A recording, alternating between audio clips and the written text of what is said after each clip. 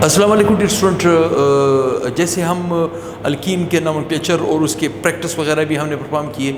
अब हमारे पास आते हैं रिलेटिव स्टेबिलिटी ऑफ अल्कीन्स। क्योंकि देखिए आपको ये पता होना चाहिए अल्कीन एक कंपाउंड का नाम नहीं है, बहुत बड़े ख़ानदान का नाम है। इसमें नंबर ऑफ़ अल्कीन्स आ सकते हैं। ठीक, अब जब नंबर ऑफ़ अल्कीन आएंगे, मैं कहता हूँ कि अल्कीन रिएक्टिव है, दूसरा अल्कीन भी मैं साथ लेता हूँ रिएक्टिव है, तो आप परेशान हो जाओगे सर इन दोनों में कौन रिएक्टिव है। तो अब हम एक अल्कीन को दूसरे अल्कीन से कंपेयर करेंगे। गौर से याद रखें, जो अल्कीन रिएक्टिव होगा वो लेस स्टेबल होगा, जो लेस रिएक्टिव होगा वो मोर स्टेबल होगा। इसका मतलब क्या है? इसका मतलब ये है कि हम यहाँ पे ये बात बड़े फ़ख्र से कह सकते हैं कि stability is inversely proportional to reactivity. क्या हम कह सकते हैं? जैसे अगर कोई कंपाउंड स्टेबल होता जाएगा तो वो लेस रिएक्टिव होता जाएगा, उसकी रिएक्शन कम होंगे, कमज़ोर होंगे, बड़ी मुश्किल से रिएक्शन करेगा। लेकिन जो कंपाउंड ज़्यादा स्पीड से रिएक्शन करेगा उसकी स्टेबिलिटी डाउन होती जाएगी। कहने का मतलब क्या है? जो कंपाउंड ज़्यादा स्टेबल होता है वो लेस रिएक्टिव होता है, जो कंपाउंड लेस स्टेबल होता है वो मोर रिएक्टिव होता है। या आज हमने स्टेबिलिटी को जानना है। अगर मैं कहता हूँ कि ये अल्कीन ज़्यादा स्टेबल है तो वो केमिकली लेस रिएक्टिव होगा। क्या होगा? केमिकली लेस रिएक्टिव होगा। जैसे मिसाल के तौर पे 3 फैक्टर है। ठीक, एक डिग्री ऑफ सब्स्टिट्यूशन जिसकी वजह से अल्कीन की स्टेबिलिटी में फ़र्क आ जाता है। ठीक, दूसरा स्टीरियो केमिस्ट्री की बुनियाद पे भी अल्कीन की स्टेबिलिटी में फ़र्क आ सकता है। तीसरा कंजुगेशन की बुनियाद पे भी आ सकता है। सबसे पहले नंबर पे हम समझते हैं degree of substitution. Degree of substitution, ठीक, अब गौर से सुने, डिग्री ऑफ सब्स्टिट्यूशन का मतलब क्या है? जैसे सपोज मैं यहाँ पे कोई ऐसा कंपाउंड लेता हूँ जिसमें डबल बॉन्ड है, जिसमें क्या है? डबल बॉन्ड है। ठीक, अब अगर इस डबल बॉन्ड के आसपास बल्कि ग्रुप ज्यादा होंगे, क्या होंगे? बल्कि ग्रुप ज्यादा होंगे, अल्काइल ग्रुप ज्यादा होंगे, तो वो अल्काइल ग्रुप इतने ज्यादा इलेक्ट्रॉन को आसपास फैला देंगे कि ये जो पाई बॉन्ड है अल्कीन में, पहला सिग्मा दूसरा पाई बॉन्ड, ये जो पाई बॉन्ड है ये इलेक्ट्रोफिलिक अटैक के लिए कमजोर पड़ जाएगा। मतलब इलेक्ट्रोफाइल इसको अटैक कर ही नहीं सकेगा, इलेक्ट्रॉन उसको घेर रहे। तो जितने डबल बॉन्ड के आसपास बल्कि ग्रुप ज्यादा होंगे उतना वो अल्कीन ज्यादा स्टेबल होता जाएगा और केमिकली जब स्टेबल होता जाएगा केमिकली लेस रिएक्टिव होता जाएगा। वही चीज हम यहाँ पे समझना चाहते हैं। देखिए कैसे? Stability of alkene increases as the number of alkyl group on carbon double bond increases. जैसे ही कार्बन के डबल बॉन्ड के आसपास अल्काइल ग्रुप बढ़ेंगे वो अल्कीन ज्यादा स्टेबल होता जाएगा। जो अल्कीन ज्यादा स्टेबल होता जाएगा वो लेस रिएक्टिव होता जाएगा। वही चीज हम यहाँ पे समझेंगे। जैसे ये आपके पास एक रफ स्केच दिया हुआ है। ठीक, कैसे? देखिए यहाँ पे डबल बॉन्ड है कार्बन के बीच, लेकिन इस तरफ 2 अल्काइल है, इस तरफ 2 अल्काइल है, जिसका एग्जांपल मैंने ऊपर दिया। ठीक, जिसका एग्जांपल मैं ऊपर आपको दे चुका हूं। इसका मतलब है जब इस अल्काइल ग्रुप के आसपास आर का मतलब रेडिकल ज्यादा होंगे, वो ज्यादा स्टेबल होता जाएगा। जब ज्यादा स्टेबल होता जाएगा इसका मतलब मैं कह सकता हूं कि ये ज्यादा स्टेबल है एज कंपेयर टू दिस। इसमें देखिए कार्बन के डबल बॉन्ड के इर्द गिर्द इस तरफ अल्काइल ग्रुप 1 है, इस तरफ 2 है, उस तरफ क्या थे? दोनों तरफ 2 अल्काइल ग्रुप थे, वो ज्यादा स्टेबल था। इसकी स्टेबिलिटी उसके मुकाबले में थोड़ी कम हो जाएगी, ये फिर ज्यादा स्टेबल होगा एज कंपेयर टू दिस। इसमें देखिए कार्बन के बीच जो डबल बॉन्ड बना हुआ है, इस तरफ R 1 है, इस तरफ 1 है। ठीक, तो मतलब R ग्रुप रिड्यूस हो रहा है, तो इसका मतलब ये फिर भी स्टेबल है इसके मुकाबले में। ठीक, मतलब ऑर्डर ऑफ स्टेबिलिटी आपके पास ये रहेगी। वही चीज हमने यहाँ पे लिखी हुई है, the increasing order of stability. ये अब गौर से सुने, अगर वो ज्यादा स्टेबल होता जा रहा है तो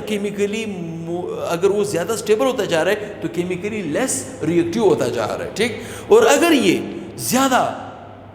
अगर ये कम स्टेबल होता जा रहा है तो केमिकली ज्यादा मोर रिएक्टिव होता जा रहा है। इसके ऊपर इलेक्ट्रोफिलिक अटैक बड़ा आसान है। मिसाल के तौर पे मैं कोई इलेक्ट्रोफाइल यहाँ पे ले रहा हूँ और उसको इस पाई बॉन्ड के ऊपर भी अटैक कराता हूँ, इस पाई बॉन्ड के ऊपर भी अटैक कराता हूँ। ठीक, उस पाई बॉन्ड के ऊपर अटैक मुश्किल से करेगा, इसके ऊपर आसानी से करेगा।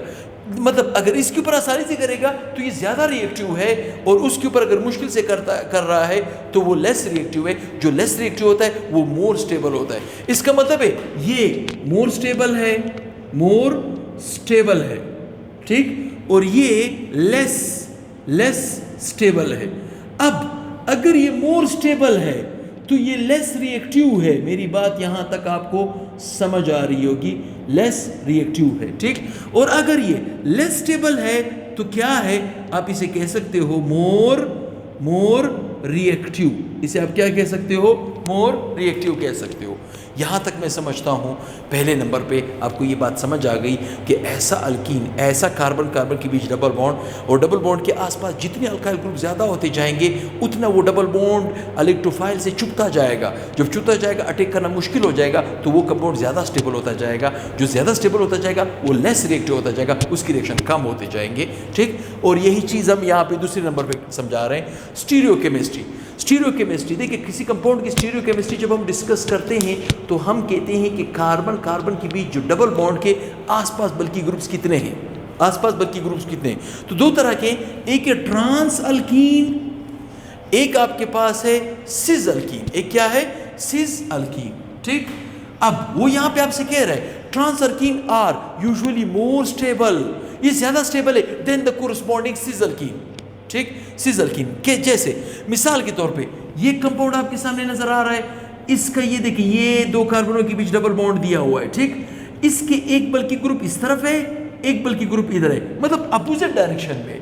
जब अपोजिट डायरेक्शन में तो मैं इसे कहूंगा ट्रांस, दो कार्बन दूसरे कार्बन पे डबल बॉन्ड है तो मैं कहूंगा 2, 4 कार्बन है ब्यूटीन, ठीक। ये कौन सा ब्यूटीन है, ट्रांस ब्यूटीन है।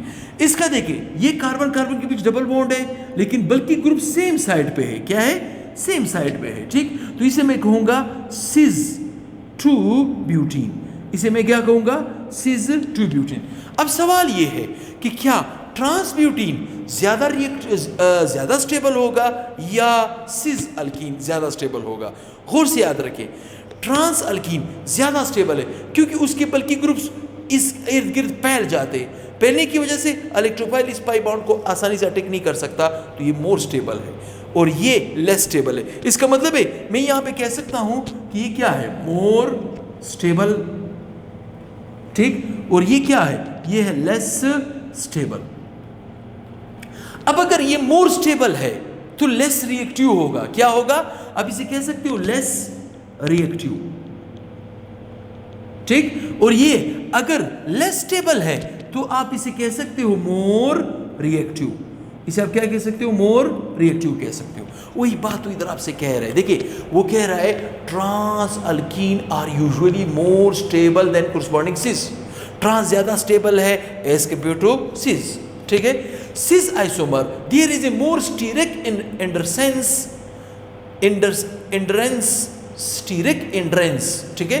यहां पे सिस आइसोमर में स्टीरिक इंडरेंस ज्यादा है, मतलब सिस में बल्कि ग्रुप एक तरफ होने की वजह से इलेक्ट्रॉनिक क्लाउड यहां पे बहुत ज्यादा है तो उस तरफ एक्सपोजेज है, ठीक है। इसे हम क्या कहते हैं, steric hindrance. Because of the bulky groups the atoms are on the same side the double bond whereas trans isomers there is a less steric intersense, वहाँ पे less steric intersense है, मतलब less steric intersense का मतलब है कि उसके बल्कि ग्रुप्स ऊपर आसपास फैले हुए हैं, ठीक है। because of the bulky groups are on opposite side of the double bond, ठीक। इस वजह से जब कभी ऐसा अल्कीन आपके पास आए जो ट्रांस हो, वो ज़्यादा स्टेबल होगा, सिस लेस स्टेबल होगा। अगर ट्रांस ज़्यादा स्टेबल है तो लेस रिएक्टिव, उसके रिएक्शन कम होंगे, इसके रिएक्शन ज़्यादा होंगे। अब आते हैं कंजुगेशन की तरफ, किस तरफ आते हैं, कंजुगेशन की तरफ। Conjugated alkenes are more stable, conjugated alkene ज़्यादा स्टेबल है देन आइसोलेटेड अल्कीन। ये आपसे कह रहे कंजुगेटेड अल्कीन, देखिए कंजुगेटेड अल्कीन का मतलब क्या है, एक बॉन्ड, एक छोड़ के एक डबल बॉन्ड, मतलब एक जगह पे डबल बॉन्ड, फिर सिंगल, फिर डबल, फिर सिंगल, फिर डबल, इसे कंजुगेशन कहते हैं। ठीक, इसे क्या कहते हैं? कंजुगेशन कहते हैं। एक होते हैं आइसोलेटेड। आइसोलेटेड का मतलब है डबल बॉन्ड है, फिर सिंगल सिंगल सिंगल, फिर डबल, फिर सिंगल सिंगल सिंगल, फिर डबल।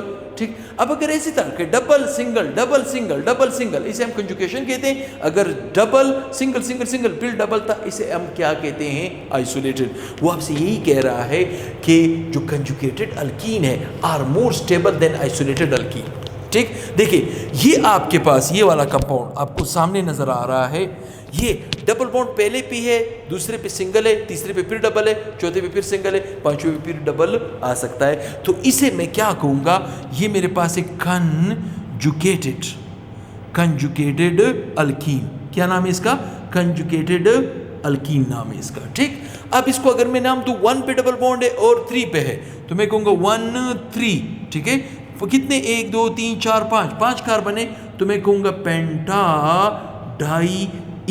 इस कंपाउंड का नाम क्या आ जाएगा? 1 3 पेंटाडाई।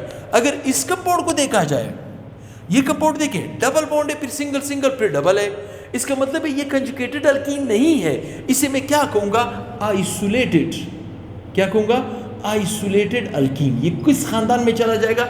आइसोलेटेड अल्कीन में। ठीक, अब गौर से याद रखें, आइसोलेटेड अल्कीन ज्यादा रिएक्टिव है तो लेस स्टेबल होगा। ठीक, ये आपके पास, सॉरी, ये मोर रिएक्टिव है तो ये लेस स्टेबल होगा।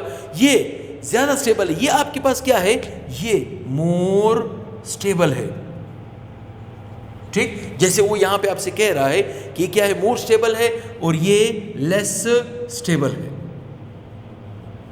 ठीक, ये मोर स्टेबल लेस। ये अगर मोर स्टेबल है, क्यों? क्योंकि डबल बॉन्ड यहां से यहां, यहां से यहां शिफ्ट हो सकता है। ठीक, अपने आप को चेंज कर सकता है, तो इसकी स्टेबिलिटी बढ़ सकती है। जब इसकी स्टेबिलिटी बढ़ेगी तो ये लेस रिएक्टिव होता जाएगा। क्या होता जाएगा? लेस रिएक्टिव होता जाएगा। ये आपके पास लेस रिएक्टिव होता जाएगा। और अगर ये लेस स्टेबल है, क्योंकि देखिए ये डबल बॉन्ड यहाँ पे, फिर यहाँ पे, तो यहाँ पे अटैक करना, यहाँ पे अटैक करना इलेक्ट्रोफाइल के लिए आसान है। तो ये अगर लेस स्टेबल है तो ये क्या हो जाएगा? मोर रिएक्टिव हो जाएगा। मैं समझता हूँ इस रिलेटिव स्टेबिलिटी के बारे में अभी आपको पता चल गया होगा। और किसी ने स्क्रीनशॉट लेना है तो वो ले सकता है, कैमरामैन उसको प्रॉपर वे से मौका प्रोवाइड करेगा। ठीक है, मैं समझता हूँ ये टॉपिक आपके लिए काफ़ी आसान हो गया। अब इसके बाद इंशाल्लाह दूसरा टॉपिक आ रहा है, वो है स्ट्रक्चर ऑफ अल्कीन। उस स्ट्रक्चर को भी थोड़ा डिस्कस करते हैं और उसके बाद उसके मेथड ऑफ प्रिपरेशन की तरफ हम मूव करेंगे। ठीक, तो चैनल को ज़्यादा से शेयर करें दोस्तों के साथ। तो इंशाल्लाह बहुत ही जल्द नेक्स्ट वीडियो के साथ हाजिर होऊंगा। दुआ में याद रखें।